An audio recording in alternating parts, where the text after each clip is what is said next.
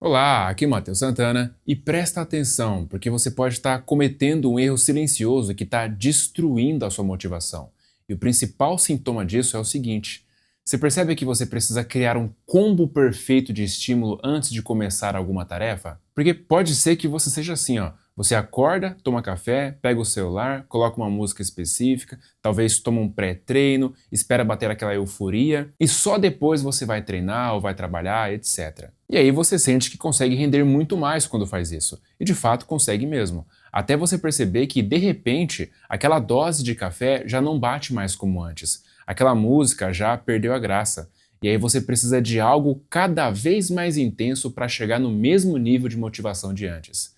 Acho que já deu para perceber onde eu quero chegar, né? Isso é basicamente o mesmo mecanismo de um vício. Você se acostuma com um certo nível de estímulo e precisa de cada vez mais daquilo para atingir o mesmo estado de antes. E não tem problema se estimular com algo de vez em quando. O problema é quando esses recursos eles viram requisitos para que você sequer consiga performar minimamente bem em alguma atividade, seja ela física ou intelectual. Porque quando você tem essa percepção, significa que você ensinou o seu cérebro de que você só consegue ir bem numa atividade, só consegue treinar forte, estudar concentrado ou se sentir com energia durante o dia quando você consome algo hiperestimulante.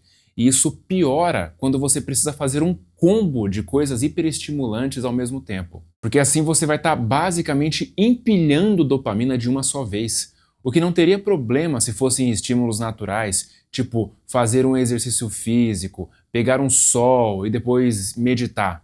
O problema é o empilhamento de estímulos artificiais e que vem sem esforço. Ou seja, é a famosa dopamina barata. Mas assim, não é que tomar café seja errado, não é que usar redes sociais seja uma coisa errada, muito menos que treinar ouvindo música seja algo errado, pelo amor de Deus. O problema é quando você junta tudo isso sempre, porque quando você empilha estímulos artificiais, você cria um pico artificial muito alto de dopamina antes da atividade principal. E aí é como se você subisse muito o sarrafo de como você precisa estar se sentindo para conseguir performar bem. E isso é problemático por dois motivos. Primeiro, porque você perde consistência. Afinal, nem todo dia você vai ter aquela música perfeita, nem todo dia você vai estar descansado e nem todo dia você vai estar se sentindo eufórico.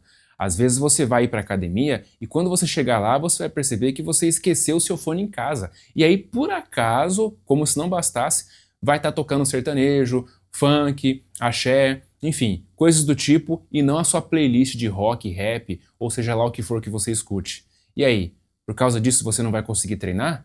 É disso que eu estou falando. E o segundo motivo é que, em vez de você atrelar motivação ao próprio processo, você começa a atrelar a coisas externas que são variáveis. E quando a motivação depende demais de coisas externas, ela fica frágil. E aí qualquer variável fora daquilo que você está acostumado já vira desculpa para cair o rendimento. Então a pergunta é: como treinar o seu cérebro para não precisar desse combo inteiro toda vez que você quiser performar bem em alguma atividade?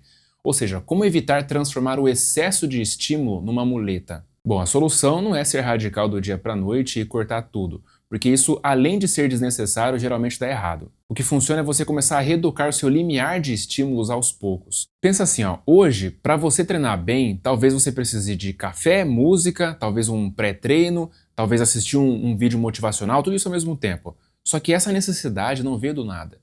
Você foi ensinando o seu cérebro, repetição após repetição, que aquele combo inteiro, naquela sequência, é o que você precisa para performar. Então agora você precisa fazer o caminho inverso e treiná-lo com esse novo padrão através da repetição também. Então um dia você treina sem música, outro dia com música, mas sem café, outro dia sem nada e assim por diante, até o seu cérebro começar a se tornar mais sensível a um baixo estímulo de novo. E aqui tem uma coisa importante. Quando você começa a agir sem aquele pico prévio, a própria ação passa a gerar o sinal dopaminérgico que você precisa. Porque a dopamina não se trata só de recompensa final, ela é muito mais ligada à expectativa de movimento e ao progresso percebido. Então, quando você entra em ação, mesmo que sem estar no clima ideal, o cérebro começa a ajustar o estado ao comportamento. Você quebra a associação entre estar animado para fazer algo e começa a associar o ato de começar a fazer esse algo a se sentir animado depois. E claro, no começo vai ser entediante mesmo e tá tudo certo. Você precisa sentir essa sensação, porque ela faz parte do processo de recondicionamento. Afinal, eu aprendi que o tamanho da sua tolerância ao tédio determina o tamanho da sua consistência em alguma atividade. Uma pessoa que precisa de excesso de estímulos para fazer alguma coisa é escrava daquilo sem nem perceber.